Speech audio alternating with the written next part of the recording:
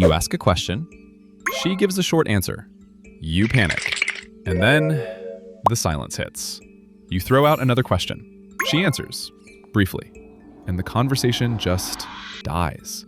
You walk away thinking, why does this keep happening? What are guys who are good at this actually doing differently? Most guys think conversations die because they ran out of things to say. That's not the reason. Conversations die because of 3 specific mistakes almost every guy makes, without even realizing it. And once you fix them, conversations stop dying. They start pulling her in. Let's fix that. Reason 1. You're interviewing her, not talking to her. This is the most common killer. You ask a question. She answers. You ask another question. She answers. You ask another. It feels like effort, like interest. But from her side, it feels like a job interview. Question after question with no energy, no personality, no you in the conversation. She's doing all the emotional work while you hide behind questions. And that's exhausting. The fix is called the statement plus question method. Instead of firing another question, you lead with a statement first. Instead of just asking, "Where are you from?" say something first. "You seem like you're not from here. Let me guess, somewhere warmer." Now there's something to react to. Now she's curious about you, not just answering you. And here's why this works. Questions put pressure on her to perform. Statements invite her to respond. That's a completely different energy. One feels like an interrogation. The other feels like a conversation. A good conversation isn't a list of questions. It's a back and forth where both people are actually showing up. Statement plus question gets you there. Reason 2. You're playing it too safe. A lot of guys keep conversations completely surface level on purpose. Safe topics, neutral opinions, no risk. What do? Oh, cool. How long have you been doing that? Nice, nice. Nothing offensive, nothing memorable, nothing real. And that's the problem. Safe conversations feel like small talk, and small talk doesn't create attraction. It creates forgettable. The fix is what's called the polarizing opinion. Not aggressive, not controversial, just real. Okay, that's actually a terrible movie, and I'll die on that hill. I think most people who say they love hiking actually just like the photos after.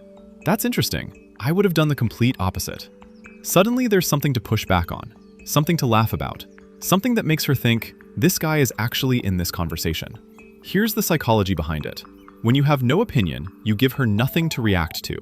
When you have a real opinion, even a playful one, you give her an emotional experience. And emotions are what she remembers, not what you said, how you made her feel.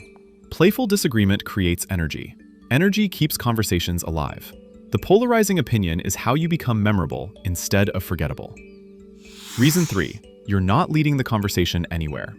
This is the one most guys never think about. You can ask great questions. You can have opinions. But if the conversation has no direction, it still dies. It wanders, topic to topic, going nowhere. And going nowhere feels like going nowhere.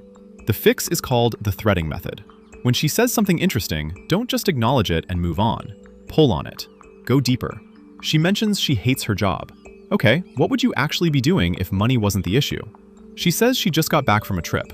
What's the one thing from that trip you haven't told anyone yet? She says she doesn't usually open up to people. What would someone have to do to actually earn that? You're not interrogating her.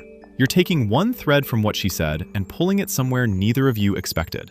That's what the threading method does.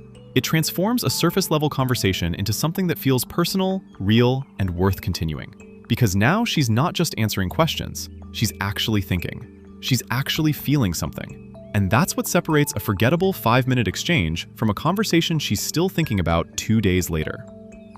Putting it all together. Conversations don't die because you're boring. They die because you're interviewing instead of talking, playing it safe instead of having real opinions, and letting the conversation wander instead of leading it somewhere deeper. Fix those 3 things and something shifts. She starts matching your energy. She starts asking you questions back. She leans in instead of looking for an exit. Because now it doesn't feel like effort. It feels like connection. And connection is what makes her want to keep talking to you today, tomorrow, and the next time she sees your name on her phone. Here's a quick challenge. Next conversation you have, with anyone, not just women, try the polarizing opinion once. Just one real opinion. See what happens to the energy in the room. You'll feel the difference immediately. And if you want to know what to do after the conversation goes well, how to text her without killing the vibe you just built, watch this next. The #1 texting mistake that makes girls go cold. Because starting strong is step 1. Keeping it alive is step 2. See you there.